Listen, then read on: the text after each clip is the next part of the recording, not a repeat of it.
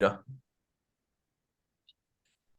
and welcome to the Men's Roundtable. I'm Nathan Francis. I'm joined by Tanner Dagenais, Bryce Cluett, and Matty Denz. These three men are awesome. They're three self-sabotage coaches. They're so much more than that.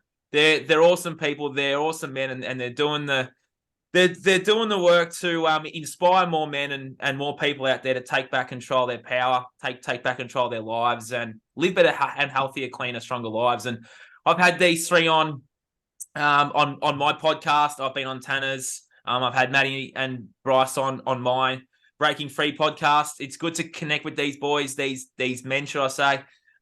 They're friends of mine, and I really, really love their content. And the more people that can be inspired and it's just awesome. So please connect with Bryce, Tanner, and Matty. Matty at the moment is doing some awesome reels, so jump on there and take a look.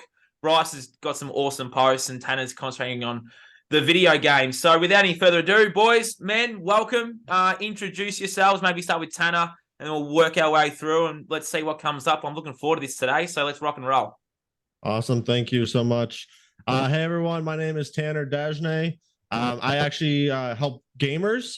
I help them defeat their weed addictions. So if you're smoking a lot of marijuana, you're just hiding away from the real world, you're just playing video games nonstop, I'm here to help you. I was once there, and there is a way forward to really start to enjoy your life again and to be as into living your life as you are playing video games. So give me a shout out, and love to see you guys all here. Thank you, Nathan. Rossi. Yeah, awesome to be here, guys. Thanks for inviting me. Again, I've had conversations with you guys before. We're all in that space of self-sabotage, certified coaches. Really, that's kind of, for me, it's kind of taken on a new thing where I'm doing a lot of stuff in my own life, but decided I can help other men with this. And as we mentioned in the green room there with Matty, speaking up and finding your voice.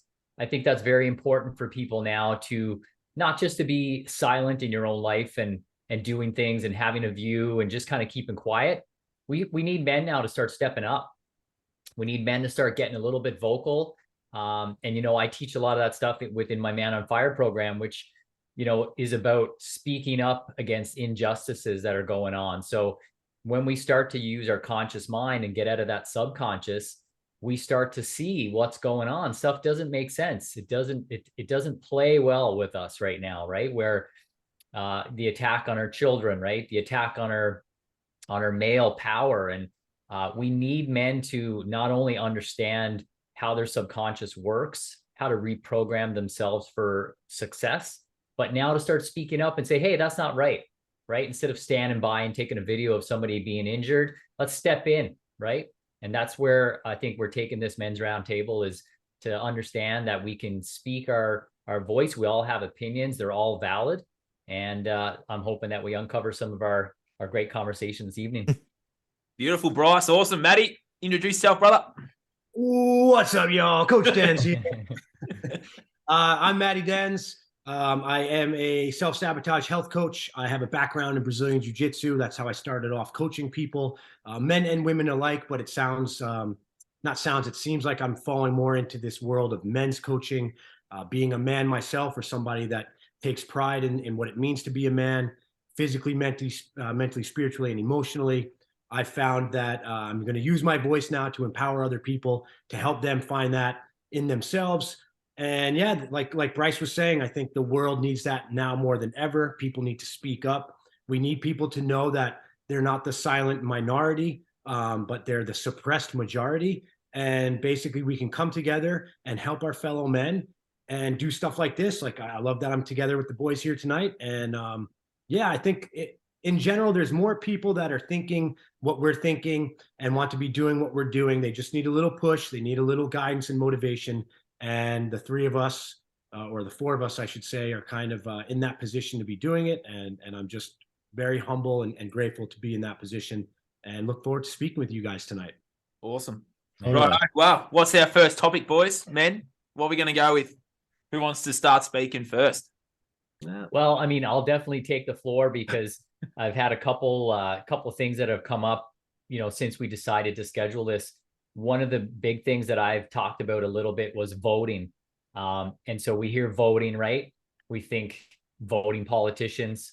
They use all these different slogans, to express yourself or to, have a say and to vote. But I've sort of molded that a little bit more into now voting with your actions, voting with your actions every day. So I think that's an important thing to talk about, is just how we as people, maybe we have some people listening that don't have a voice yet, or a little bit, they're still kind of in that tribe where they're like, oh, I don't really want to speak up because I'm going to get attacked.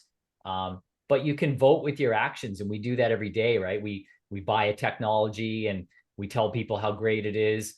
Well, let's start to vote with, not buying processed foods that are going to harm us, not feeding that to our kids, and start being vocal about what we're doing in our everyday life that's going to sort of spark change, right?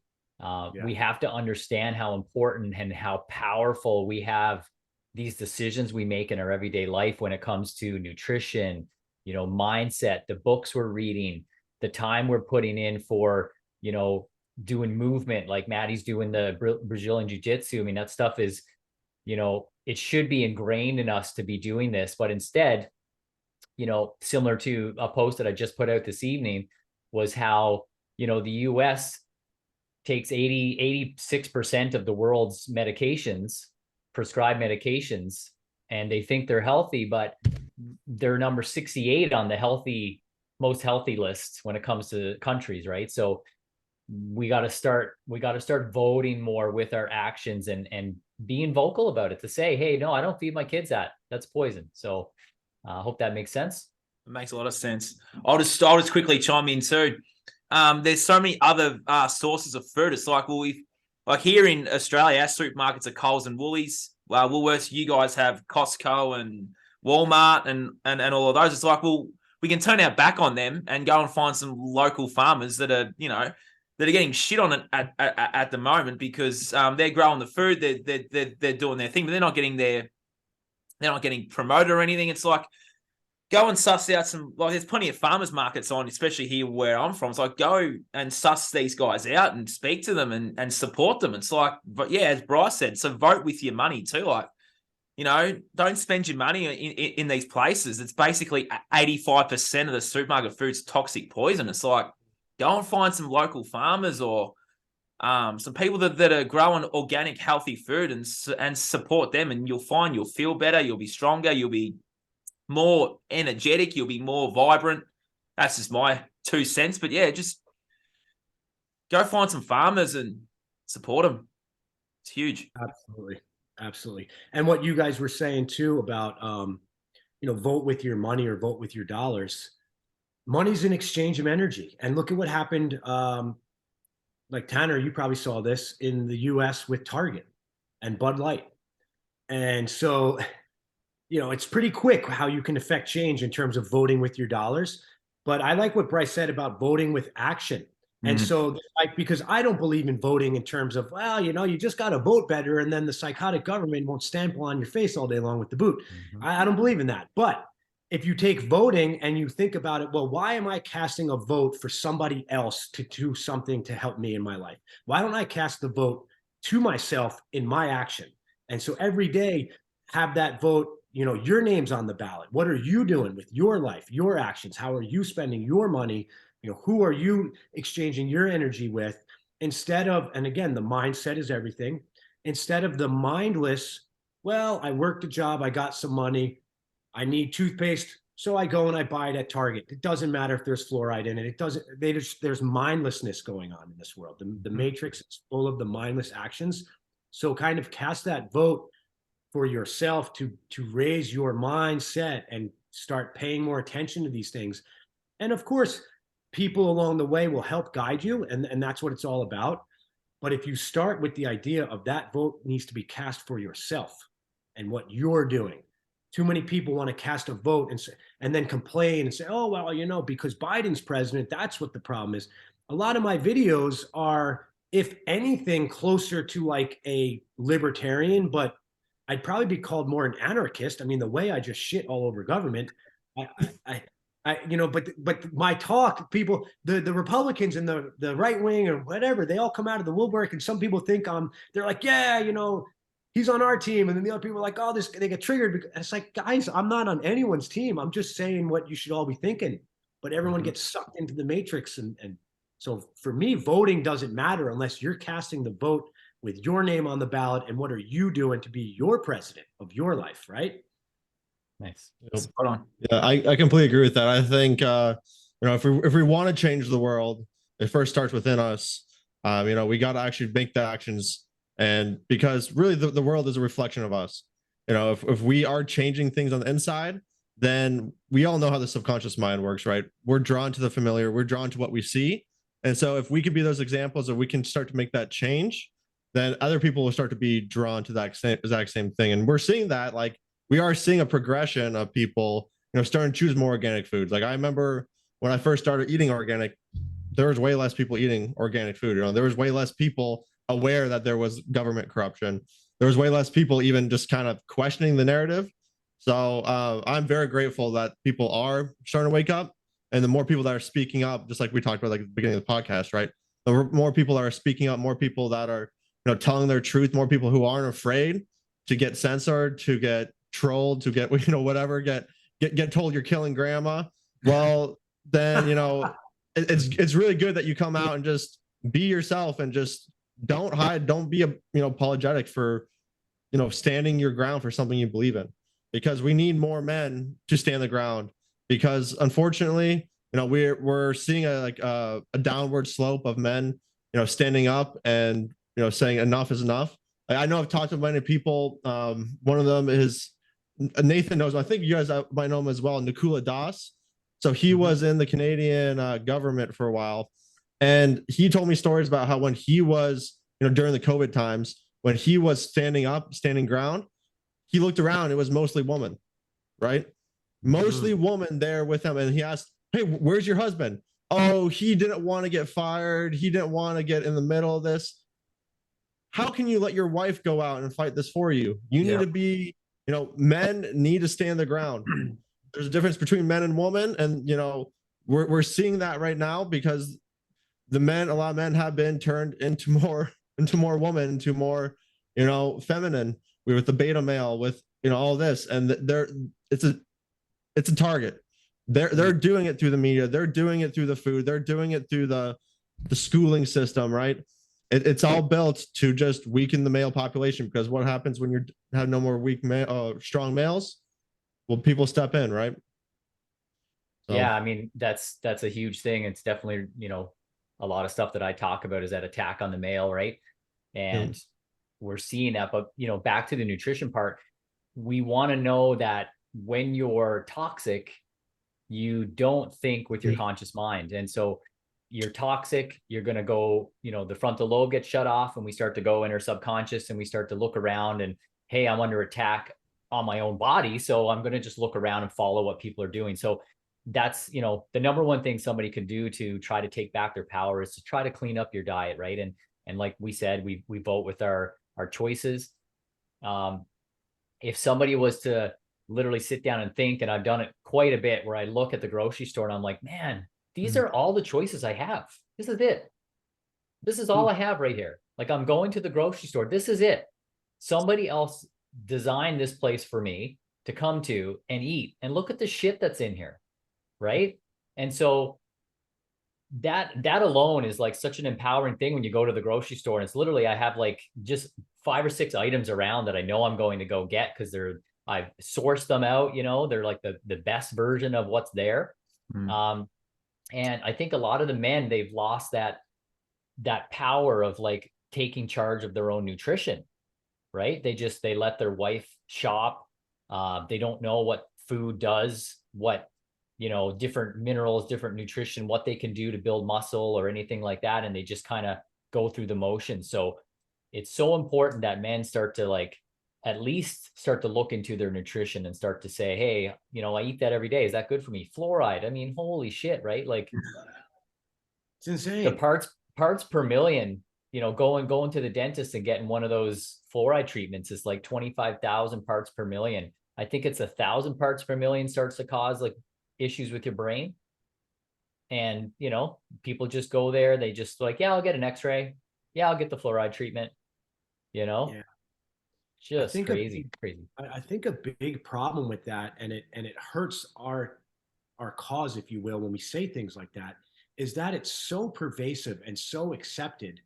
How can we say something that's a fact, like fluoride is a neurotoxin, it's going to damage at any level? There shouldn't even be an accepted level because there isn't one, but there is one. But even though there is one, what they give you at the dentist is like leagues beyond that. And it's somehow for your teeth. And so when you come along, you're like, yo, what are you doing with this fluoride? People are like, what are you talking about, you crazy conspiracy theorist? It's testament to how good the Matrix kind of spun this web of lies. And so it's a hard kind of arrow to pierce through that target sometimes. So I think one thing that I try and do with the fluoride and whatnot and the way people eat is you just ask them, well, how's that going for you? Right? Like, well, my wife just cooks and I eat whatever, or I just drink whatever I want on the weekends. It's like, all right, well, how's that going for you? Are you where you want to be in your life? And then at that point, it's on the individual. Some people put on the good armor and they say, oh, I'm fine, even though they're not. But a lot of times what I try and do with my clients is really kind of sink into that mind where it says, they hear my voice when they're looking themselves in the mirror. Like, wait, Matty's right. Am I happy? Am I doing all I can be doing? Am I in shape? Am I fooling myself? But with the fluoride and the ingredients and some of the food lists, you have to have the awareness. But it's a tough sell for some people because they literally will look at you like, well, I'm going to listen to you instead of the doctor. And it's like, well, what else can we do at that point? But what do you guys think? I mean, the Matrix is just, they are so good at what they've done. It's crazy. They are. You got to give them credit too. Like, I think we should give them credit for this. But in terms of what you're saying, Matty, it's spot on. Like, people seem to have a love relationship with their doctor. They see them as this messiah figure. And if you come in there and say, your doctor's poisoning you, it's like, oh, my doctor would never do that. It's like, well, yeah, they will, and yeah, they do. I don't know what you guys see where you guys are, but I see a lot of people worship their doctor. They worship the healthcare system. It's like this great, wonderful thing when it's the complete opposite. I don't know what you boys say. What do you guys say? Yeah, I mean, the other thing I think, we always talk about research and we talk about, do your research, those sort of terms. But I mean, at some point, someone does need to look at some of the numbers and they do need to look at some of the information. They do need to know who the players are. And, we've all uncovered that in our own life at our own sort of time frames. Most of us probably in the last 5 years, really, right, have really delved into what's going on. And when you start to understand that, like, what the school system was designed for, who started it, who started the medical system, like at some point, the medical system was probably a good place, right? It was a place to go to for alternative things. I still think there's value there when it comes to acute care, right? If I break a bone, I'm not going to go to my neighbor Joe. I'm probably going to go in and get my bone fixed, right? But it's been taken over, right? And it's been taken over by the Rockefellers, and they own the curriculum that they're teaching, and it's just a modality, right? It's not me attacking and saying every doctor is this or every, they're white butcher coats. Yes, we talk about that, but it is taken over, right? And what is their goal? Is their goal to help you? Is their goal to treat your body as a compartment or as a whole, right? And we know it's a compartment, right? And is that the best? Is that giving results, right? As we mentioned, like, how sick people can be. Just look around when you're in your country and say, is everybody thriving? Oh, you don't look like you're thriving. What do you normally do for stuff that comes up in your life? Like, you get a sick stomach or whatever. I go to the hospital. Okay. If you kept that going and kept asking those questions, doing your own research, you're probably going to get 9 out of 10 of the unhealthy people you see all go to the same place. Then you got to start thinking, okay, where are the healthy people going? What's Matty doing? Matty looks in shape. Tanner looks in shape. Nathan looks in shape. Bryce looks you know, they're not hugely You overweight. look good, Bryce. You look in Thank shape, you. man. Appreciate it. But you know what I mean? Like, that could be research that people are doing, just kind of using your own mind to say, where are these people going for their information? I can tell you right now, I ain't going to the hospital. No. Right? I was born in the hospital. That's about it. But that's just an important piece that people need to start to understand, that there are factions of our society that are controlled by certain people for certain, whether it's, you know, financials or even a more sinister thing that we can definitely delve into.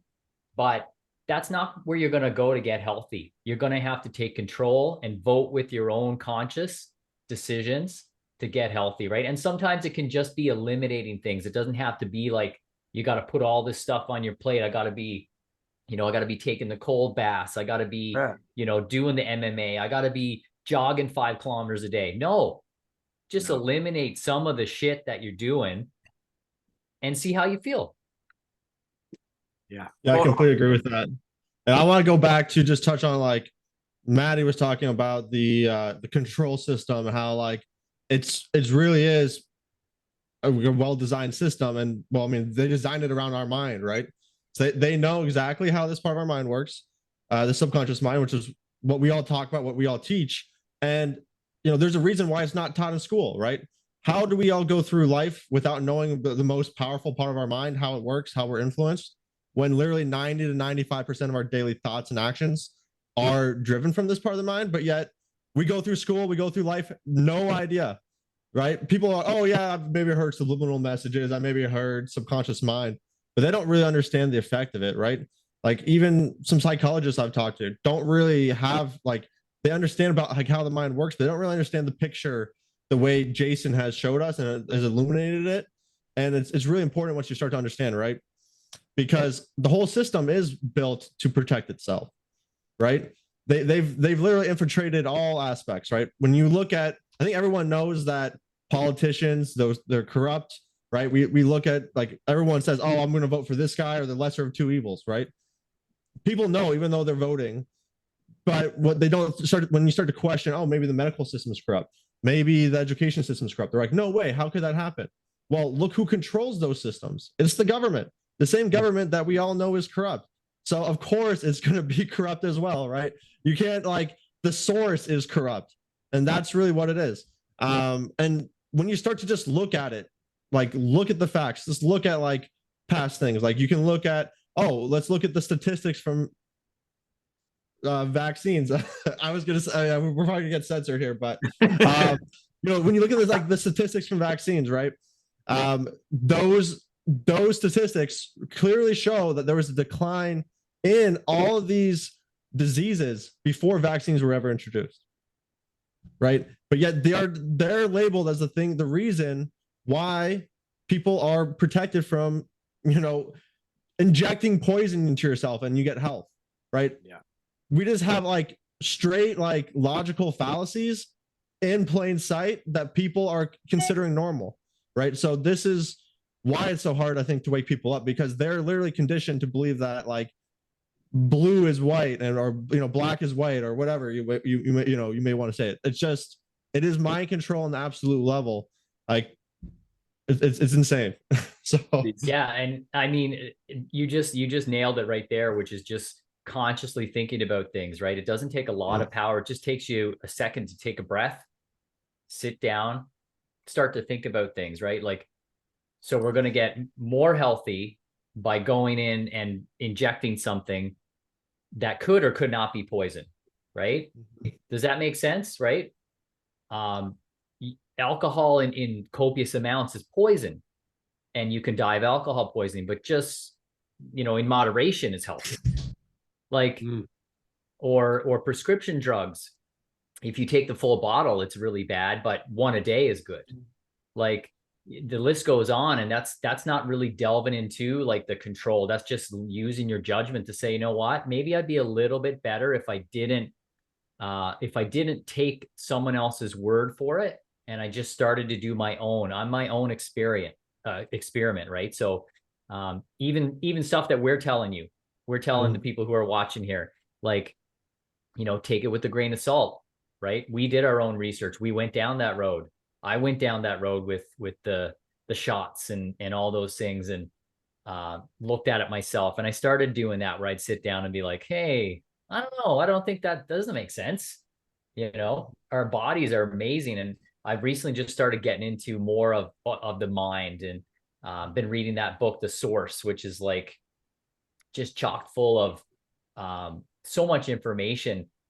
Stuff as simple as like, you know, we've always been told we use 10% of our brain.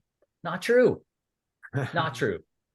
Right. And we say that as a slogan because we've heard it a million times. And if you ask people on the road, how much your brain do you think you use? I bet you any money people would say 10%, 10%, right? Mm-hmm. We have the capabilities of literally healing ourselves from the inside by just thinking. And we know this because we know the placebo effect. We know that that's a legit thing, right?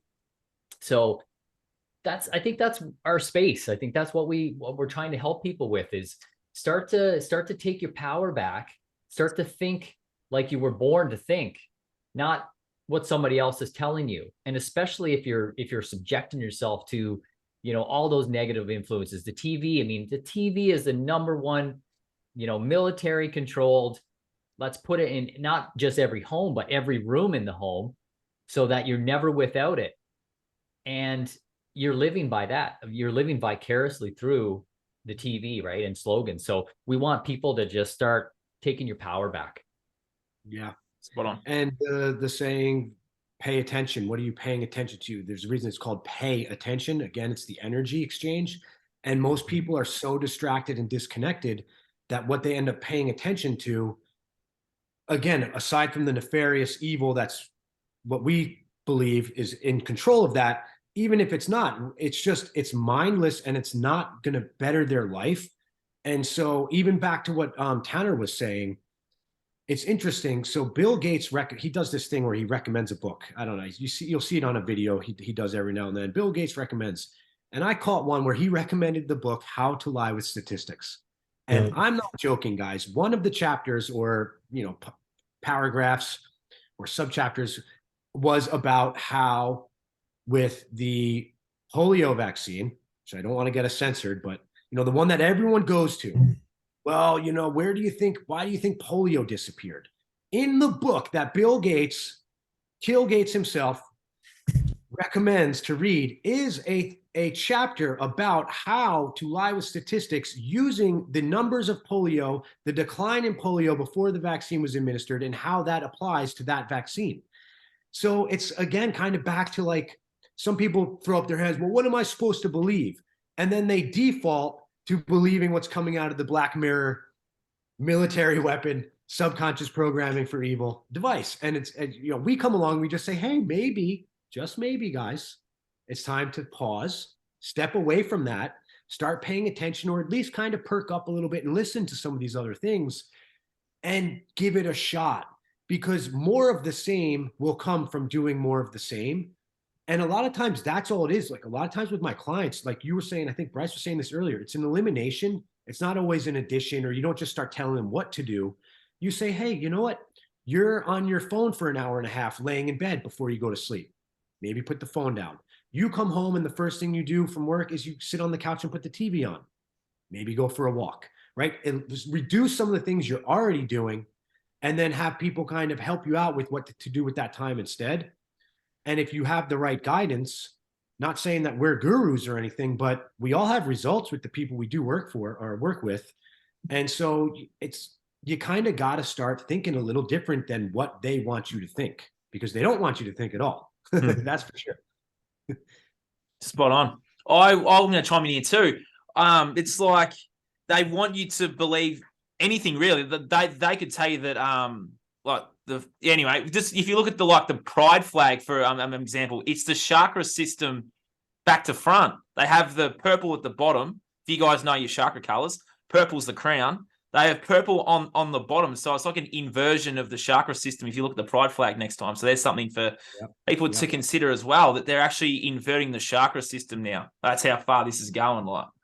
But let's, in terms of what you're saying, Matty, like we do have genuine results with our clients, but we don't just tell them you should be doing this, and this. It's like, hey, take baby steps, eliminate this thing, then this thing, and the things get easier and easier as you go. Like for all of us, I know we've all had our struggles with eliminating certain things. Mine was porn. It took me a long time to actually take control of my sexual energy and sexual power to then cast that aside and do this myself, like channel this energy myself, because I was feeding it away to a screen that, you know, as we all know, it's not real sex. So yeah, porn for me was the struggle, but it was also a turning point to then write my own comeback story. And we all have our own comeback story. So let's all start out there, people that are listening and watching, let's start writing that comeback story. Yeah, Porn good is stuff, such a buddy. loaded- you go, Bryce. Yeah. I was just gonna say, like, yeah, like I believe that we're all a part of a movement, right? And that's really what people need to understand too, is, you know, if you're doing all these A, B, and C steps every day, is that something that you're proud of? Is that giving you results, right? Just like Matty said, like, are you healthy? Are you thriving? Could you be better? And we all incorporate that in our life. At least I know I do 100%, where every day I'm working at something. Every day I'm like, I could do more, right? And that's sort of, I say it's an obligation. As a man, it's an obligation for us to be doing this sort of work. Doesn't mean everybody has to start up their own coaching business, which I do think is still everybody has something to offer. I agree. You know, and if we get into wealth talk or anything like that, definitely good to be like looking at something outside of the system. But it's an obligation for us to not be putting poison in our body, right? To not be sitting down and every time you see a pair of boobs, you know, ejaculating, that sort of thing, right? It's an obligation for us to not be having to drink poison to celebrate something every time, right? And we've all been programmed to do that. And that's the part that I find empowering. I find that so exciting to be like, I'm going to go against that. I'm going to say no to that. And that's how we vote with our actions. And that's what we want to do, is influence those people who are out there that are willing to listen, that want something different. We're not here to tell people how it is and how you should be. We're here to say, we've done this and we feel great about it. Do you want to be a part of this movement? If you do, join us. Spot on. And what we did was, though, that we changed our world first. You know, we saw the truths of the world, and then we saw the truths within us, and the things that we were doing, and the things that we were saying, and the people that we were being. I know for me, I didn't like the person I was for such a long time. So I went in with the truths myself. It's like, well, why am I acting this way? Why am I doing these things? Am I being programmed to do it? And why am I scared of love? Why am I scared of asking that girl out? Why am I scared of speaking up? Why am I just going along to get along and blend in and fit in and just be like, well, you know, the last few years or the COVID stuff, it's like, well, there was something inside of me that was like, I have to speak up about this. It's so blatant. It's so obvious. It's like so many people didn't see it. People were afraid to be around me, and that's I wasn't doing all the things, following the rules. It's like, well, that was my time. It's like, this is my time now to start to start speaking up about this. It's like we find out the truths of the world. We find out the truths that exist within us, and we can go about changing it. You know, it's like, why am I scared? Why am I being this way? It's like, well, if you can work out why you're in fear all the time, it's the fear that they're putting into your screens too as well. Like they're putting out so much fear. It's like, you got to fear the sun, you got to fear the cold, you got to fear the hot, you got to fear this, fear that. It's like, no, turn your back on that. And everything that they tell you to fear is the complete opposite. The sun's the best thing for you. Cold weather's pretty good for you too. Like, we don't have to fear these things. And then they tell you that a virus that's killing grandma and killing these people, it's like, well, no, that if you step outside, I can't see anything. It only exists on this thing and your TV. You know? Yeah. It's like we understand what's going on in the world, and then we go about changing our world and what we're doing, the things that we're doing, the people that we're being. If we can do that, then we can implement change, because it has a ripple effect on all of humanity. If people start seeing us become better, they want to mirror, mimic, and copy and emulate that. Well, we all offer them something better to mirror, mimic, and copy. And that's the work we're doing. Absolutely. I liked what Bryce said about the obligation, right? And I absolutely believe that too, Bryce. And for me, it was a huge skyrocket of obligation when I became a father. And it made it easier, but I always did kind of have an obligation to myself. I did want to be better, or I was somebody who tried to pursue excellence and level up in life, but it certainly changed big time when I became a father. And yeah, a lot of the stuff like Nathan, you were saying with porn, like we were taught use it or lose it, right? And then everyone knows, I mean, I'm 43, so I was alive and conscious enough to know before the internet, the Playboy and my dad underneath my dad's bed was porn. But then once porn and the internet hit, I mean, forget about it. Use it or lose it turned into like, you grow up thinking it's normal to just beat off every day. And then when I'm a father, I'm saying to myself, that energy that came out of me created my son. And we're taught to think that it's normal to just sit there like a monkey playing with yourself and letting that come out of your body. What happens to you when you hold on to that energy? Yeah. What happens when you know how to convert that energy within yourself before just, releasing it? And so I think it's funny that the topic of porn and sexuality is so pervasive in our society, but then having the balls even to be like, yeah, I used to watch porn all the time, or I don't watch porn, or I masturbate or don't. It's like more men should be talking about and open. Like, dude, if you're masturbating and playing with yourself and just watching porn, and even if you're married, when was the last time you had sex with your wife? Like these are such distractions that reduce you from being the man you're supposed to be. And the Matrix did such a good job with it that you have an obligation to start kind of analyzing this aspect of your life if you want to be a man. Because I don't think being a man is an age thing. And it's like, I don't think it's that when you're a father, you're a man, right? There are plenty of boys who have children. There are plenty of boys who are adults. There are plenty of boys who are 40. There are plenty of boys who died at 60. Being a man is an obligation to yourself and your family and the people you're supposed to protect and lead and lift up. And what are you doing? And again, what I try and focus on, the physical, mental, spiritual, and emotional. Those 4 areas of your life is what will make you a man. When you start saying, what am I doing today and every day to help myself be better in those 4 areas? Spot on. And I think porn hits all 4 of them in a bad way. Yeah. So they love the 1-2 punch, even the 4, 1, 2, 3, 4 combo, where they can get you at all 4. They'll go for that all day long. Yeah, I agree. Yeah, I think I completely agree with that. They are hitting us on all levels, and it's really important that we do take those individual actions every day, right? But even more than that, I think many of us just don't have those big goals. Like people may be like, oh yeah, I want to be healthier, I want to have a 6-pack or whatever, but they don't actually get down to like, what is the goal, right? How can I actually get this goal? Because there's a lot of people go on like a weight loss journey, and they get frustrated and they give up after a couple of weeks, so they don't see the weight loss, right? Well, that's you can't control the weight loss. You can control the individual daily actions you take every day, like working out, like choosing to eat something better. And really, that's how you make the change, right? So many people are getting lost on that big goal, that main quest, when really they can just break it down into smaller individual goals. That's how you get to where you need to go. That's how you make the change, right? And you start building those habits, which are really just subconscious programs. And we are habitual creatures. We like to go and stay with the familiar. So that's why you're encountering that self-sabotage. That's why you're encountering that resistance. And it's really important you become aware of, hey, I am resisting this, right? And it might be hard at first to make this change.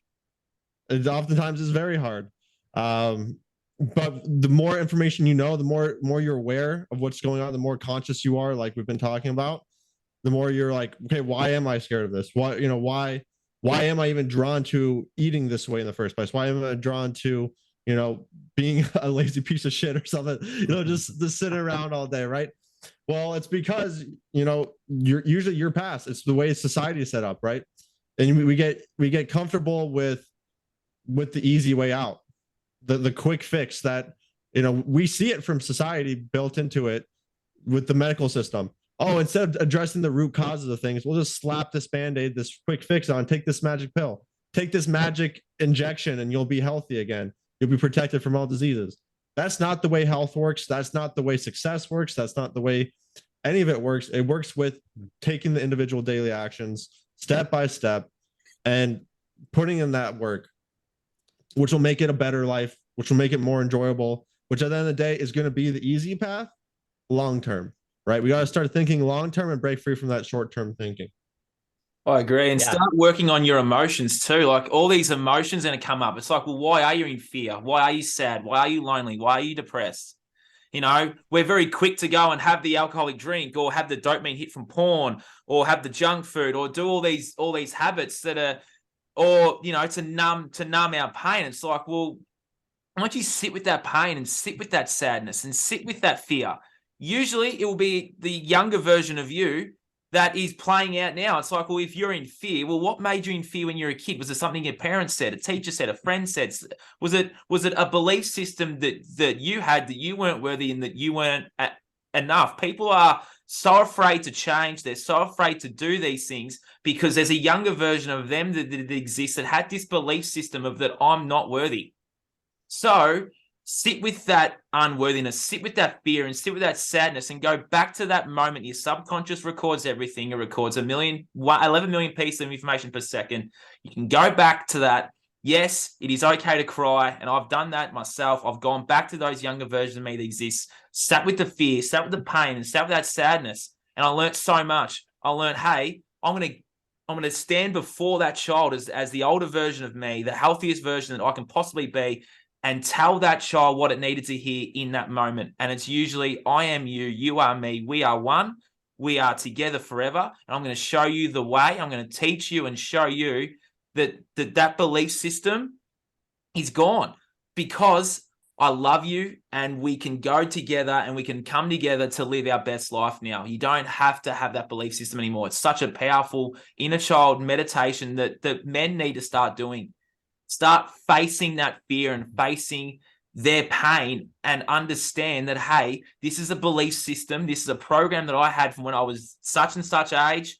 You can change that program. But men are so scared to cry. It's like you can cry. I did a meditation on Thursday. I posted that old photo of myself, which you men would have seen, that drunk photo. That brought up a lot of shit for me. I went back to a lot of versions of me that I hadn't shown some love to. And I laid down in the gym on Thursday morning with a mate of mine and did a meditation. And I cried for 35 minutes. I had every single version of me that existed from when I was born to the one that only existed last week. I went back there and I went, I love you.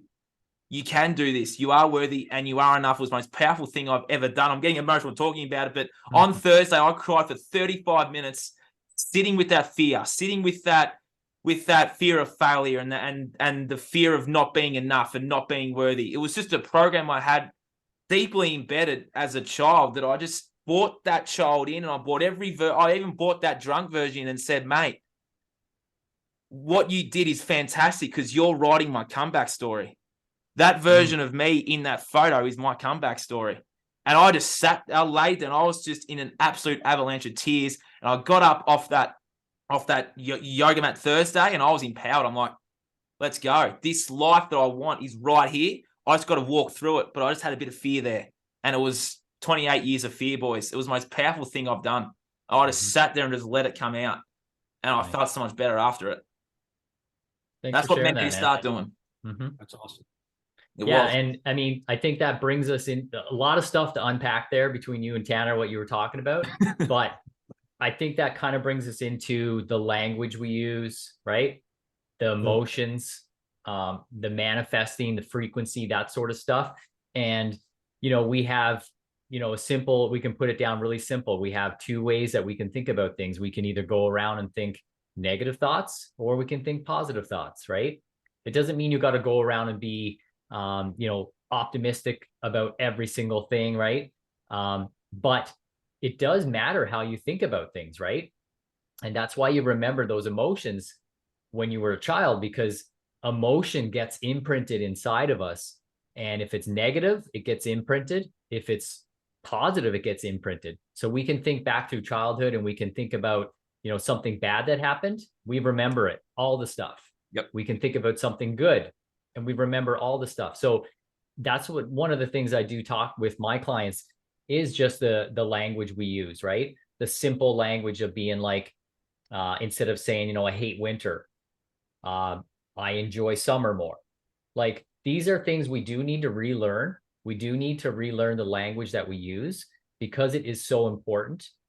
And it keeps us in that frequency a lot longer. And if we're in that frequency and you want to think about manifesting or attracting, we're all energy. How did we get to where we are today? All four of us talking today, right? It's not from being negative and going with the flow, because men should never go with the flow, right? This is very important, a conversation to have, I think, with the language and emotion that we use. You know, when we get up in the morning, do we think joy and abundance? I say the words joy and abundance every morning when I wake up, just because of that frequency it puts me in. I could wake up and say, shit, man, this is a stupid day. It's Monday, right? Where's that going to get me? Nowhere, right? It's going to get me the same results I've had in the past, right? So I think once people start to understand, if you do want change and you do want to be a little bit better, you want to strive for a little bit more, you want a little bit more spiritual connection, you want a little bit more wealth, you want a little bit more health or a higher self or something like that, you do essentially have to change who you are. You can't keep thinking the same stuff you thought, or you're going to get the same results. So once again, I keep saying it's so empowering just to understand, maybe I don't know how it all works, but I'm going to try. I'm going to try to think a little bit different and shed my skin. We're meant to kind of switch and change. I've had people, you know, reach out to me when I started this journey and be like, man, you're so different. You changed so much since high school. I'm like, yes, I have, right? I'm meant to. We're meant to change, and we're going to constantly be changing. And just to hit on Matt's point there about, you know, being a man, I had someone ask me one time, like, when do you know that you've shifted out of the childhood into a man? Like, what's the actual time? And I said, well, you know, there is no specific time, because it's daily. It's every day when I wake up, what can I do in what situation that's going to do what a man would do, or to do what a child would do, to think like a child, right? So it's a constant, you know, it's a work in progress. We're all a work in progress. And once you start thinking like that, you know, you start to understand that you can have solutions for every situation. You don't have to feel down as much. You can start to use positive energy and positive words. And then you can start to, you know, hopefully I envision that anybody I work with or people that I talk to sort of want to become mentors for people around them, right? And they may not come out and say, hey, I'm a mentor to you. They may just start to say things like, hey, man, I noticed that you're kind of negative all the time and you got a lot of shit going on in your life. You know, what if you just started looking at things a little differently and said, you know, what's this trying to teach me? What's this trying to teach me? Well, can I think about something else? Can I think about what this is trying to teach me right now and move on and keep going with that? Hope that makes sense, right? Yeah, asking questions. Always ask yourself questions. It's like, if you're about to watch the porn, it's like, well, why am I watching that porn? What am I feeling? What's going on inside? What's being stirred up? Have I had a bad day at work? Have I had a bad day? Has someone cut me off in traffic? Have I had a bad day? Like, it's like when people have their bad days, they resort to these things because it's comfort, it's safe, it's familiar. It's like, once you sit with that bad day, it will teach you something. You might have had a bad day and any number of reasons, but just sit with it and ask yourself, well, why am I doing this? It's like, what's the lesson here? What's this trying to show me? Did I get every red light on the way home? Is that red light saying, hey, well, slow down? You know, there's always a lesson in something. Just ask those questions. That's spot on, Nathan. That is what I use with a lot of my clients, and it really hits them good. Yeah. Is the pause. I call it the power in the pause. Because you're bringing then conscious awareness to the subconscious action. When you hit pause and you say, well, why am I doing this? You know, like, and so for me, the big thing was when I finally stopped smoking weed every day, was because every time I went to smoke weed, I'd be like, well, why am I doing this? Oh, well, I'm going to the gym. I got to smoke before the gym. Oh, I had a workout. I got to smoke after the workout. Oh, I'm going to take the garbage out. Oh, let me hit the bowl. It's like, when I finally said, well, what is the point? Why am I doing it? Why do I have to do it? And then I would still do it, but there was a conscious awareness and a question and a why moment, that with that practice, because again, it takes time. These things take time. None of us are up here speaking like this because one day we said, oh, I want to be better. And then the next day we said, okay, here I am. Like, it's not like Superman, Clark Kent going into the phone booth and you walk out and I'm a coach, and that's how it works. We all have our story, our kind of childhood. Like you were also saying, Nathan, I love that too. About another technique that I use is I have people say, okay, what's the future version of yourself? If we take like the quantum field of the future potential versions, a year from now, 5 years from now, whatever it might be, the ideal future version of yourself. You take who they are, what they're doing, and you reverse engineer that. Eventually, you reverse engineer enough, you get to that kid that had that pain, that fear, that anxiety, that depression. The kid that didn't, in my case, like a kind of tumultuous relationship with his father that led to certain things. And then if that's the case, then like what you were saying, Bryce, if that's the component that you reverse engineered to, well, then that's the same root of this future potential that is amazing. So you can't look at it negatively. You have to kind of release it from the negative perspective and say, well, that's part of this beautiful future version of me. In fact, it's what helped me get there. Yes. So that technique of switching the mindset from like my past being this burden or regretful thoughts or ruminating always on the coulda, woulda, shoulda. When you start thinking of it differently and you say, okay, wait, what's the future version of myself like? How great are they? What are they doing? Reverse engineer deep enough, it goes to that same person. All right, now I'm in the middle. Oh, what am I going to start doing now? What are the steps that I do to change and to get there? And I find that helps people out a lot, because then they just say, oh, all right, like it got one of my buddies, just not a client, but just a buddy kind of like talking. He starts coming back to me, Matt, you know what, man, I started thinking, you say a lot about, just think about what you're doing. And next thing you know, I'm changing. It's like, well, that's a lot. Awareness is so much. Just having that awareness being brought to your life. Yeah, powerful. Powerful, because I had a client only Friday, and I said the same thing to her. I said, that future version of you that wants the ranch and wants this off-grid property, that version of you already exists. You just got to shed a bit of this stuff to get there. So what I told her to do was, you envision the most healthiest, strongest version of yourself, and that woman that's standing there on that off-grid property, you merge with that woman and you tell me, what does it feel like? What does it sound like? What does it smell like? And what does it taste like? Become one with that version of you, because you're downloading the blueprint. And then that will start the shedding process of all this stuff you've just written in your questionnaire. You are shedding all of that to become that version of you that you wrote in the very last question, was the off-grid property.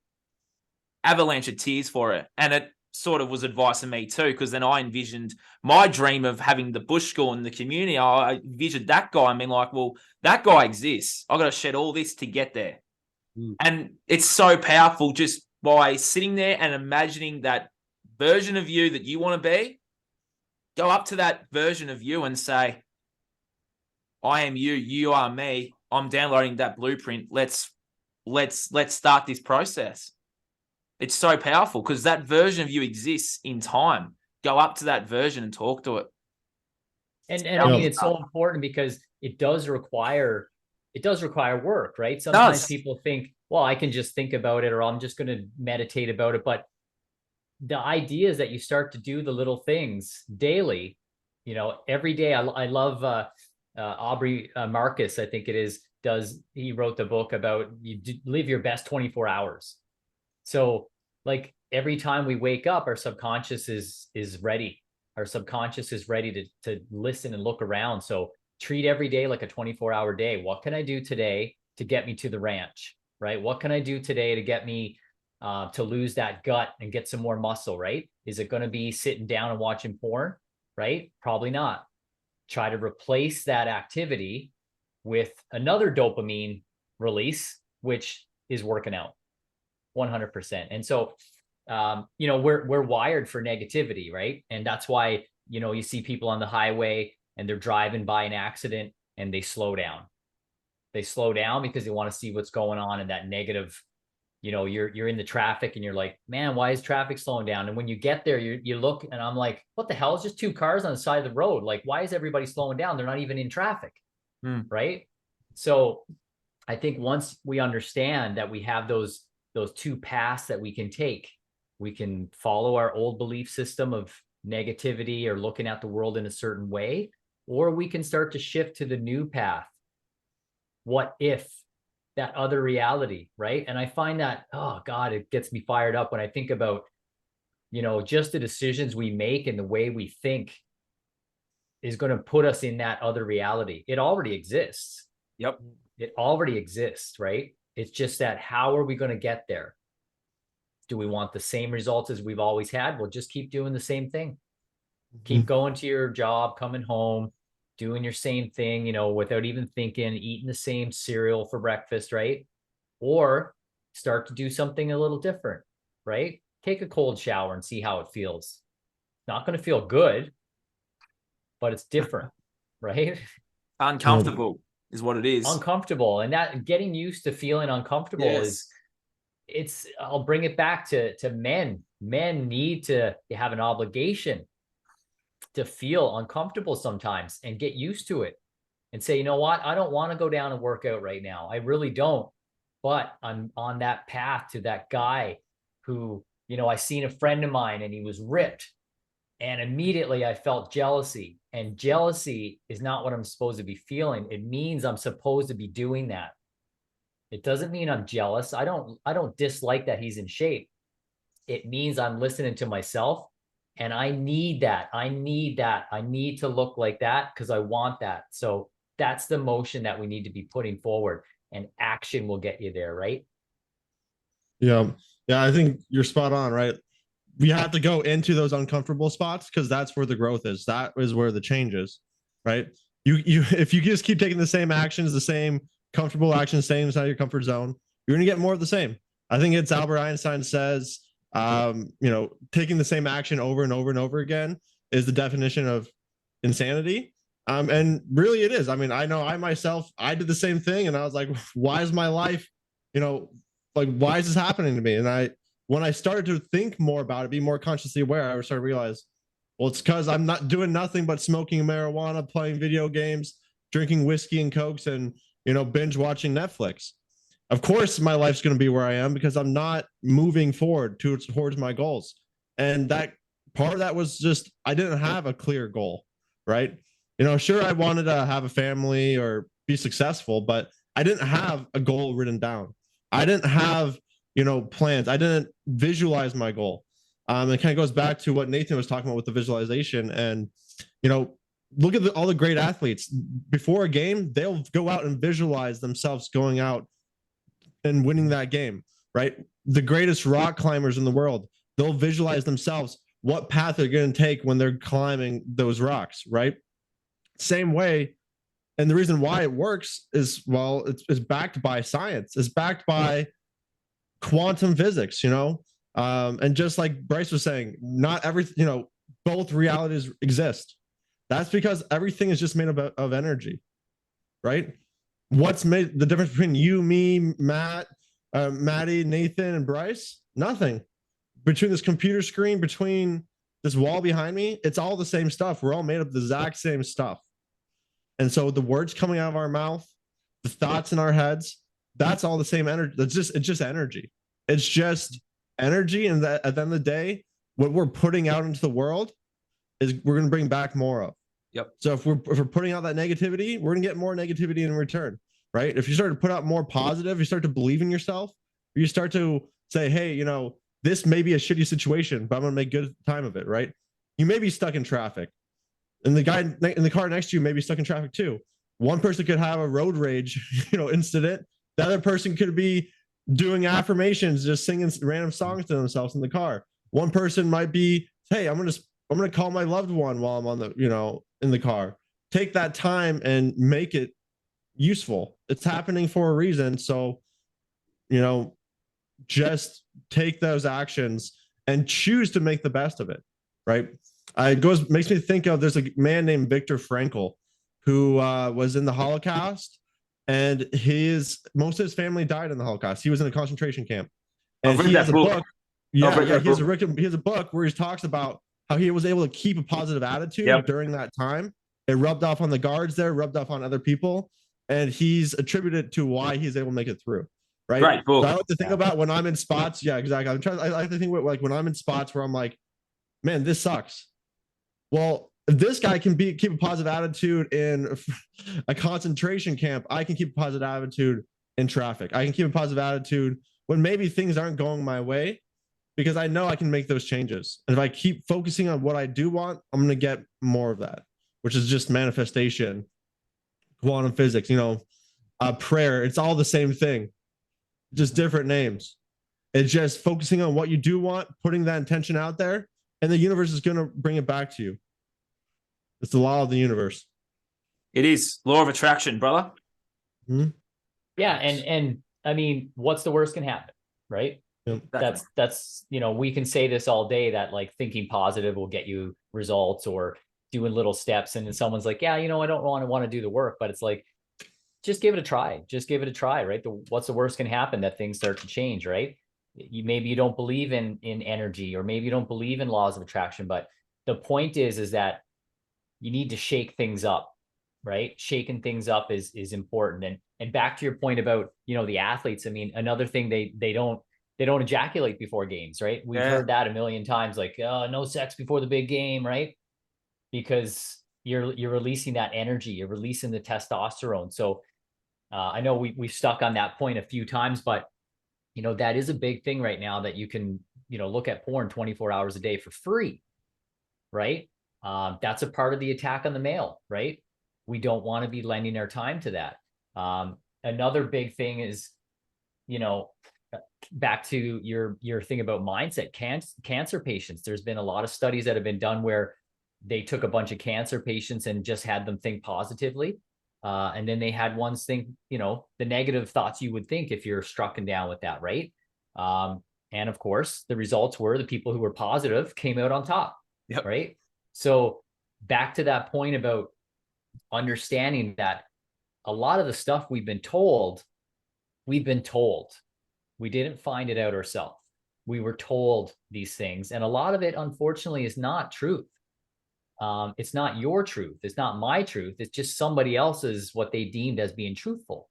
So, if we can start to get in that mindset of being like, what, it's amazing. It's an amazing time to be alive, right? It's an amazing time to feel this movement of people. And we see it. I'm sure your social medias are littered with like, all of our other friends and stuff, people we haven't met. I haven't met you guys in person, but like, I feel like you guys are more friends than people that I see every day in my own town, right? And I just feel like that 100th monkey effect is happening, right? It's everybody starting to feel like there's more to life. Like I read something recently about how, with this whole gender stuff that's going on, how women literally are birthing a soul into this realm. Yep. And it just struck me as like, yeah, of course, I have a boy, and, I was there for my wife's pregnancy and birthing and stuff. But like, it blew my mind. It was one of those things you hear every now and then, and you just sit with it, and you're like, you literally birthed the soul in here. That's like 1 in a trillion odds of it happening. And we have this other agenda that's like, yeah, just end your baby's life. End it at any time. Right? That is one of those things that I stand true and fast on. And I don't agree with it, and I'll never agree with it, to end somebody's life. Right? I know there's extenuating circumstances that happen, and women get taken advantage of, and things happen, and that child is such a blessing. Yep. On this planet, on this realm. It really is, right? And so for, you don't need to have a child to know that to have that stance. I just think people need to start getting in that mindset of almost like sort of a child wonderment of what could happen. What could happen if I started to stop, binge watching those shows, or getting on social media and be like, what can I watch tonight? What you can do is you cannot watch that and do something that you normally wouldn't do, and see what happens, right? See what happens, because we know, we just read a book. We just look around, man. Like, it's the society is not thriving, right? And in order to be a part of that, we need to start showing up for ourselves. Agreed. And it can be small baby steps. I'm not preaching. I don't want to come off like I'm telling somebody, you know, you should be building muscle every day. But I do say it for men, you know, start doing it. Start doing it now, because you're going to gain so much confidence. You're going to feel good about it. You know, you're trying, men out there trying to attract a certain woman, but they're not bringing anything to the table, just the same stuff they've always had. They're going to get the same result. You're going to attract the woman. Sure, you're going to have a relationship, and it's going to end the same way as your previous ones did. Right? But if you start putting down those core values that you have, those pillars that you're not going to budge on, building strength, right? Looking at your nutrition, speaking with confidence, speaking your truth, you're going to start to be somebody else without even knowing it, right? And we've all gone through it. I can firmly say, I know all you guys have gone through that. You've gone through a shift in your life. You can't explain it. It just happened. It wasn't overnight, and it's not going to stop. It's not going to stop. Yeah, there's just something about confidence and truth. A lot of times people, they lack the confidence, but they may have a truth inside, but they lack the confidence, or they have confidence, but it's fake. They're living no truth, right? So there's a big kind of like disparity in the world right now between confidence and truth. A lot of people with the most confidence out there are speaking total bullshit. They're very confident, but it's nonsense. And then there's people like this is something I suffered from, where I had that, what do they call it? Imposter syndrome, right? Where and this was even tied back to like my childhood and this idea of, well, if I'm just perfect, you know, I won't get yelled at. And that's where I had anxiety and fear, right? Like, oh, my dad's coming home. Like you know, when I was a kid, like my crazy German dad, you know, what's he going to find to yell at me for? And if I just be perfect, then I won't get yelled at. And so that created anxiety and this perfectionism. And then I can't act until I'm perfect. And it helped me excel, and it helped me hold myself to a standard. But it also was a self-sabotage, you know, component of my self-sabotage. And then so I get older and older and older, and all of a sudden I feel like I'm dialed in with these things that are true and meaningful, and those 4 pillars that I talk about. But I had no confidence to kind of like live it or speak it to other people. And so I don't know if, I'm sure the martial arts, right? Like there's confidence in being a black belt in Brazilian Jiu-Jitsu, right? There's confidence in kickboxing, knowing that you can handle yourself physically. But the confidence came more in the connection to the idea of you have to live your truth. And if you're living your truth and you're a man, you have to speak it. You have to. And so it was uncomfortable, and I didn't want to. And I knew that I was ruffling feathers, and I knew that I had many circles and friends that were, you know, what's Matty talking about now? Or this guy's crazy, or there he goes again. And I didn't want to upset these people. And I didn't want, you know, I know that they're then sitting in the other circles talking about me behind my back. And I didn't want that because I'm a likable guy and this, that, and the other. It's like, no, there was something about that confidence and truth connecting that has now exploded me into the next stratosphere of, I don't give a shit. I'm here to speak my truth. I'm here to live my truth. And if I'm talking the talk, I better walk the walk. Right. So I don't like this idea of being a hypocrite. And so when you put yourself out there, I tell this to a lot of people, whether you think you're confident or ability to do something or not, don't leave kinks in your armor if you're speaking some of the things we speak about, because then it's going to be easy to shoot the messenger and knock our message down. So the delivery matters, right? I know a lot of times I might be, you know, hey guy, you know, I speak, I cut to the chase, but I feel like I can do that because I'm not leaving many kinks in the armor of what I'm saying. And I have the confidence to back it up. And hopefully I'm showing by example that I'm not just speaking out my ass, right? I did the work. I'm not just somebody that decided to start making videos. It's like, I'm trying to help humanity. I'm trying to help my fellow brothers. I'm trying to make the world a better place for my son, you know, like, because I see evil everywhere. I don't know. What do you guys think about that? Right? Like the confidence and the truth, they kind of go hand in hand. You They do. I agree with that. Yeah, 100%. I mean, I use analogies sometimes of like that nobody is actually who they are. And what I mean by that is you're a version of yourself. People are going around and they're being influenced by everything. And so they, you know, they drive a certain car, or they they mow their grass on Saturday and, you know, keeping up with the Joneses or doing those mundane tasks. Is that who you really are? Right. And so when I ask people that, back to our point about sitting down and taking a breath and thinking, there are a lot of times they're like, well, that doesn't really explain who I am. No, I'm not really that person. But that's all you do, though.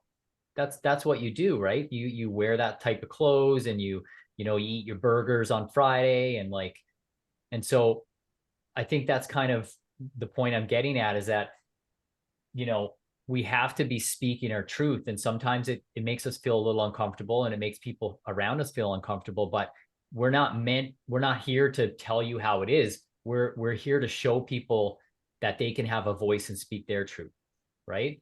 I'm not here to show somebody you have to think like me and do what I'm doing, but I'm here to show you, you know, in my life, when I started to speak up, same idea. I was I like to please people. I was a people pleaser, right?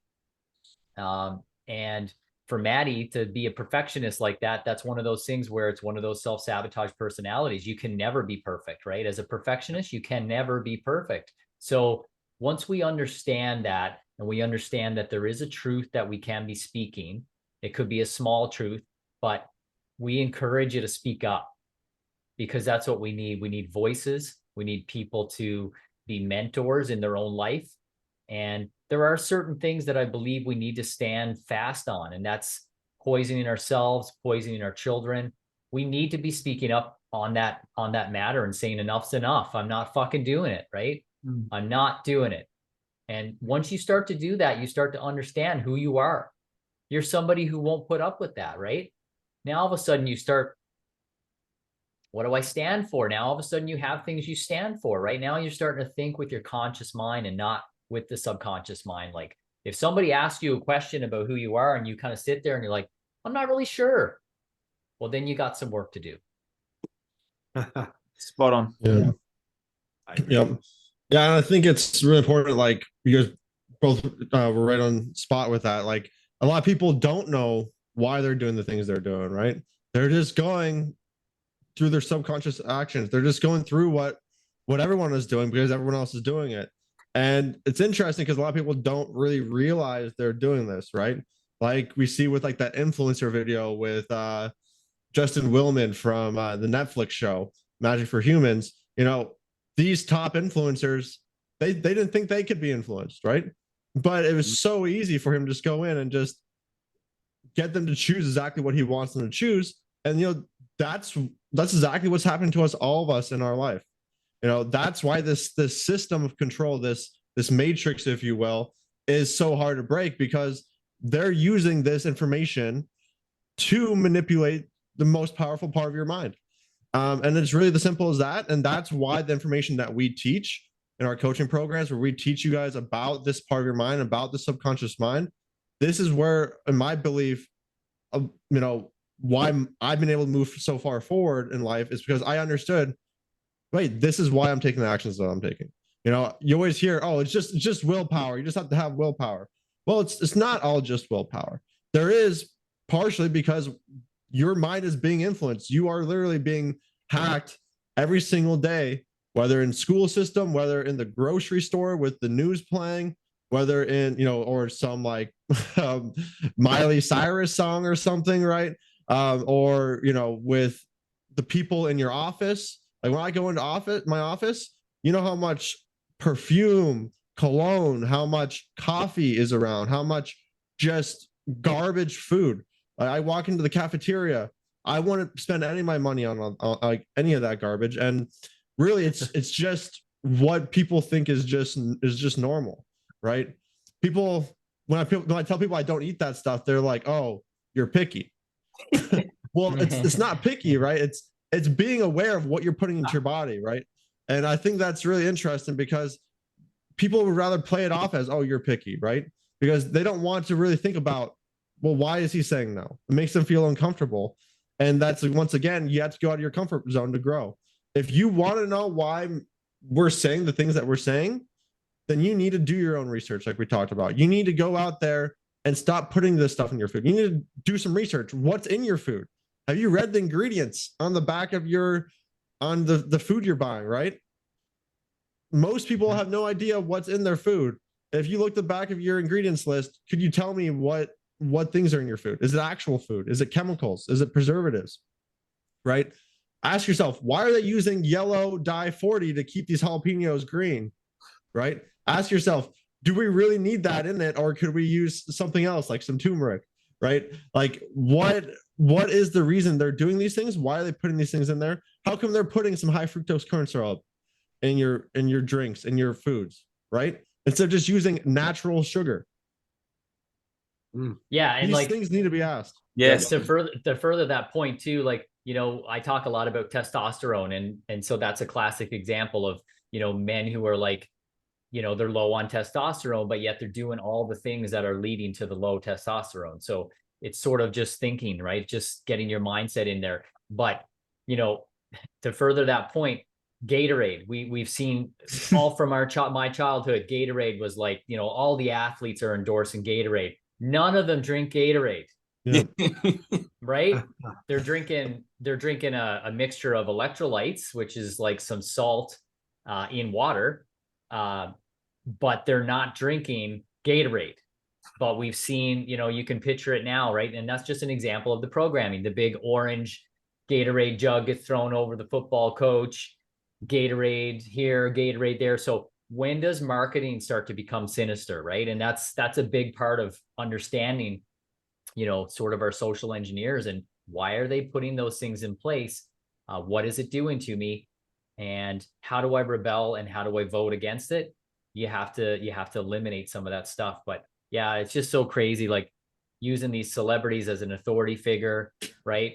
Yeah. The whole slogan, ask your doctor. I mean, you can turn over a label and you can see it on the back of the label, ask your doctor. Like, why are we thinking about going to our doctor for anything to do with health, longevity, right? All the stats show that it's not going to lead to longevity to go to the doctor, right? They're not trained in nutrition. They're not trained in mindset. They're trained in one modality, one type, right? And if you go there, you're probably going to be sick at some point. So yeah, I mean, yeah, we could chat all night about, you know, that sort of stuff. I'm sure the sinister stuff that's in place, but yeah, there is a matrix there. And, you know, a lot of people are just going by their subconscious, and, all you have to do is sit down. And I always encourage my clients to get a little journal and write down what you're doing. These people will always throw out these like bumper sticker slogans of, I don't have time. I don't have time to do that. Okay, let's write down what you do in the run of a day. And let's see if we can substitute. I guarantee you can substitute something for one of the other behaviors, right? So these subconscious like slogans that get implanted and impregnated in our minds, we could almost do a round table on just that alone, right? Yep. And maybe we will at some point. Yep, spot on. And I tell my clients the same thing. It's they say they don't have time. It's like, well, how much time are you spending on your phone? How much time are you spending watching TV? And they're like, well, yeah. It's like, well, if they're watching 4 hours of Netflix, if you just cut that by 2 hours, you can, that's 2 hours to meditate. That's 2 hours to go for a walk, go for a run, work out. It's 2 hours to do something positive. Then if you cut that again and you got 4 hours, that's a long time. It's like, you've got the time, you just do other things to substitute. It's like, well, why don't you turn your back on that, find something that can help you, you can progress forward rather than progress back.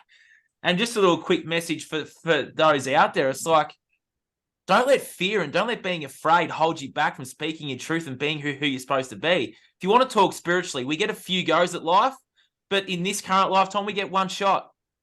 Why would you want to lay on your deathbed, looking at those around you that you love, and you say, I could have done this, I should have done that, I could have had that, I could have had X, Y, and Z, and I could have been something great, but I didn't.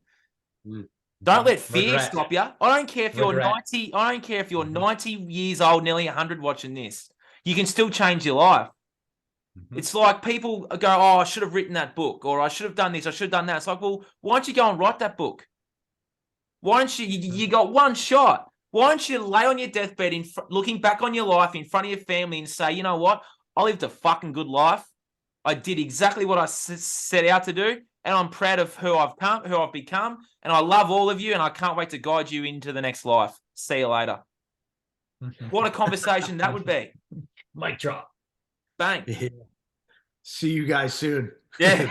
Yeah. You I get love one that. shot, boys. Why not make it count?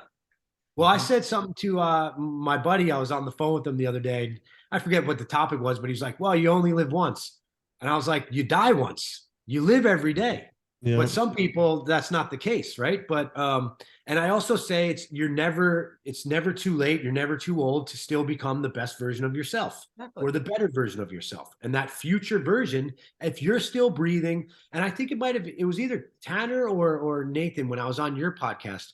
I think I made the point. I hope that on the last day of my life, the day I take my last breath, I still have an ability to sit back and say, I just learned something. Or, oh, wait, leveled up. I'm still leveling up. Yeah.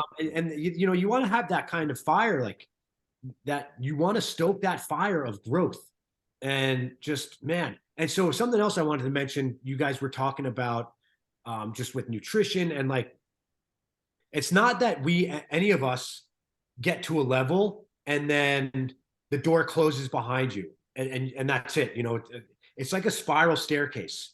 And so for me, I haven't had a Coca-Cola or a Pepsi, the soda drinks in over 10 years. But until I addressed the fact that it was a sugar addiction, I repurposed that with Snapples, right? And then it took a while for the Snapples to get done. And then there was Gatorades, and then these other Frankenstein foods of different drinks with the fake sugars. And next thing you know, I'm like, all right, I'm just repurposing. I finally clear it all out. And then next thing you know, I'm like, but I had a ginger ale because a ginger ale didn't have caffeine and I just wanted a soda. Next thing you know, I'm like, shit. When I'm thinking about what I want for dinner, I'm like, well, let me stop and get the ginger ale first because I want to have the ginger ale dinner. And if I just let that mindlessly go, next thing you know, for sure, I'm drinking ginger ale every day again. And so for me, what happened was I'd be in the grocery store and I'd get that little trigger again. And a few times I'm still buying the ginger ale, I'd look and I'd say, hold on a second, this isn't the ginger ale. And I'd stop and I'd turn it around and I'd look and I'd see high fructose corn syrup, first ingredient. And then I'd say to myself, why on earth would I want to put high fructose corn syrup in my body? And I literally would put it back on the shelf. And now finally I can say, yeah, I'm scot-free with that again. Does that mean that I'm never going to end up drinking one of those drinks again? I don't know. But the moment and the power was in the awareness and saying, okay, wait a second, why am I doing this? And am I trading 3 to 5 minutes of taste pleasure for what that's doing to my body? For what? Is that what a man does? Is that what somebody who's helping other people get off of these drinks does? And again, you look yourself in the mirror and you say, no, it's not. That's not what a man does. That's not what a leader does. That's not what somebody who sees the future version of himself and says, well, shit, man, he's not drinking that stuff. How can he be drinking that stuff? Do the people that a lot of times with me, I say, is the guy who's shredded, is that athlete who is shredded? Like you guys said, is he drinking the Gatorade? Hell no. Is he drinking ginger ales with his dinner? No chance.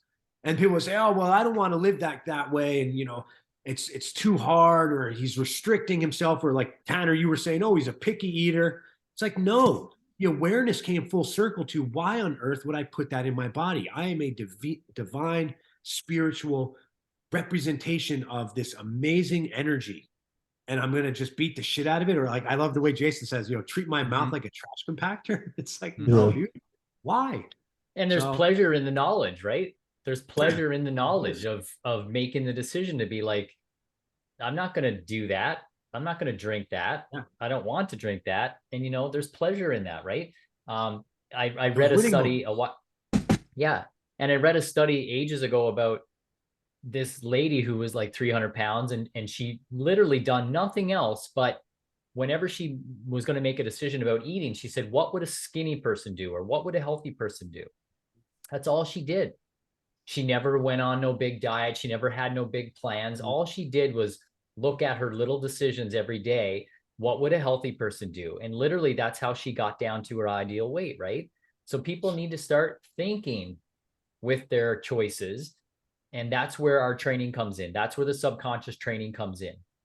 The knowledge of how your mind works. I find that that's the best way to empower somebody to understand why they make the decisions they make, and that maybe you're not in full control of those decisions when you're subjecting yourself to, you know, the Edward Bernays of society, who's like, he knows groupthink. He knows how our mind works better than we do, right? And they don't tell us all the information.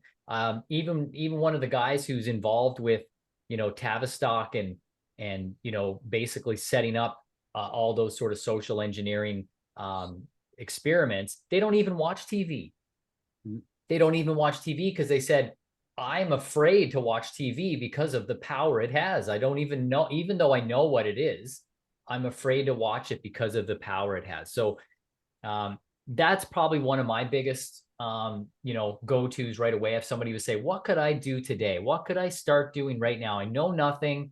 I'm not going to do any research. Limit your TV time. Yep. And you can watch YouTube. You can 100%. My YouTube list has got about 90 different subscriptions on it, 90 different channels that I subscribe to. And they range anywhere from, you know, meditations to, you know, one of our coaches, Ben, I've got him there, which is literally just tonals, right? Just frequencies that you can turn on and you just hear the tuning fork, to, you know, Joe Rogan, to whatever, right? Like, there's so much there that people can start to shift. Like, how am I consuming information? Let's start with the TV, right? Let's get away from somebody else producing content for a reaction in my life to, I'm going to listen to something and take it in consciously and see if I agree with it, and then go on my way, right? Spot on. Be an awesome podcast, boys. Man, if there's one message for someone that's, like, for a man that's listening, we might as well have all three of the answer, and then I'll answer at the end. If there's a piece of advice there for a man that's been listening and has just gone, shit, this is why I've been doing these things, what would be your advice to that man that's listening right now, even that woman too? What would be your advice to say, to start their journey of empowerment and to start their journey to become better? I'll jump in. Yep. I mean, you're not alone. You're not alone. We're here. There's so many of us. We all started out like that as well, where, you know, we came into this realm of subconscious behavior, you know, healthy eating. I went through that whole thing of reading the labels and not knowing what the stuff was, but looking for just keywords. You're not alone. Reach out. We're here on social media. We're here to talk, especially with men, you know, mental health awareness, that sort of stuff. I'm here to chat with anybody who wants to just reach out and have a quick chat. You know, I'm always open. My DMs are always open for anybody who wants to reach out. Tanner? Yeah, I would say, well, kind of a couple of things. Sit down and just really face where you are in life. Yeah. You know, what, like, are you happy with where your life is, right? And start to be more consciously aware of, you know, if this was my life for the rest of my life, would I be happy? Would I be fulfilled? Am I just making it day by day, just surviving, living paycheck to paycheck, you know, working the 9 to 5, doing the same thing over and over, waking up again, doing it again and again? Or am I actually thriving? Am I enjoying this life I'm living, right? Like Matt said, you live every single day. Every single day you live, you have an opportunity to make something better. And I'm a big believer in asking for help. I think for me, that was one of the biggest transformations I've had, is when, one, I faced my pain, I realized I need to make some changes, and then I asked for help. I reached out. You know, I've worked with multiple different coaches.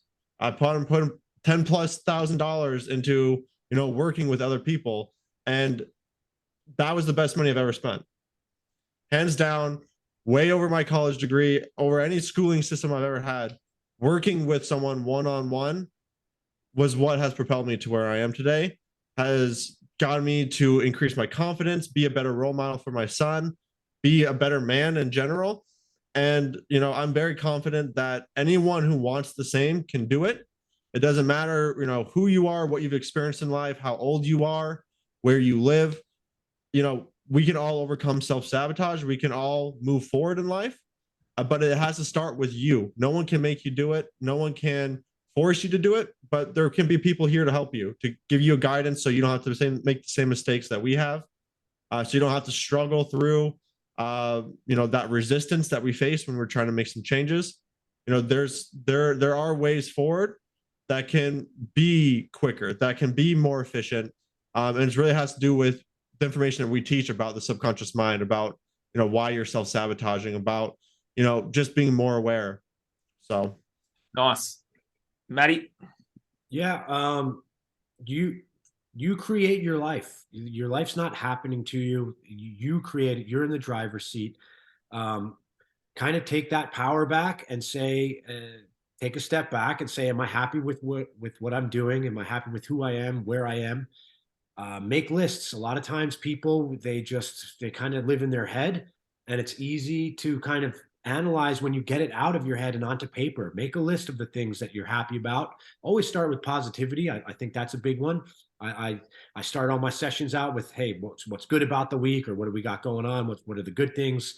But write some things down that you're happy about, and then write the things that you're not happy about or that you wish to change. And then just bring the conscious awareness to your day of, is this for that, or is it against that? Is this what's helping me not be happy, or is this what's helping me be happy? Do more of what's bringing the happiness, less of what's not bringing the happiness. But from a health perspective, right? If you're happy because you're getting shit-faced drunk on a Friday night because you hate your life Monday through Friday, that's not what I'm saying. What I'm saying is, find the real happiness in your life. Get connected to what you know to be true for your happiness, outside of the self-sabotaging behaviors. And when you are honest with yourself, look yourself in the mirror, and you get connected, start reducing those things. It's a little bit at a time. So you don't have to do anything overnight. I love what Bryce said. You're not alone. There's plenty of resources. Just make it a priority in your life. Know that you're in control. You can get better and be better and have a happy, healthy life. But it's only going to start when you start thinking that way, when you start bringing that focus to your life. And again, awareness. You have to be honest with yourself and just say, hey, I'm in control. What am I doing? Is this the hand that feeds me, or is it the hand that poisons me? Is this the hand that makes my body stronger, or is this the hand that makes my body weaker? Is this the mind that brings happiness and health to my life, or is this the mind that brings self-sabotaging thoughts? Just start thinking like that, guys. And there's plenty of time, but there's not enough time if you're not doing anything, right? So start now. It's never too late, but you got to start. I love that, Matty. I love that, Tanner. I love that, Bryce. It's been an awesome roundtable. I thank you for coming on. I'll finish with, just reach out and ask for help. It doesn't matter where you are on your journey. You could be a multi-millionaire or whatever you are watching this. It doesn't really matter. Reach out and ask for help, because it's the best thing we all did. And it's a massive program amongst men out there in society, especially the ones that are in their 40s, 50s, and 60s. It's, you don't ask for help. It's a sign of weakness. Well, no, it's not. It's a sign of courage. It's beautiful. It's wonderful. It's magical. And it can change the trajectory of your life, and it can change the trajectory of your family's life and those around you as well. So always reach out and ask for help. We're all available. Our DMs are open. Our emails are open. All our details will be in the bottom. There's really no excuses to reach out and ask for help. There really isn't. We have tons of free advice. We have Zoom. We all offer free Zoom chats. There's plenty of free resources there. It's time now for you to start being better, so then we can all become better. So reach out and ask for help. Thank you, lads, for jumping on. What an awesome roundtable that was. A lot of hidden gems there. So I'm looking forward to re-listening to it. And thank you, men, for finding the time to jump on and do this. We're going to do it again, and I can't wait. So I thank you guys for jumping on again, and I appreciate your time. Thank you. Awesome. Thank you, Nathan. Thank you, Bryce. Thank you, Matty. And for those out there, let's all overcome our self-sabotage. And thank you for listening and watching wherever in the world you're at, and I'll see you again soon. So thank you.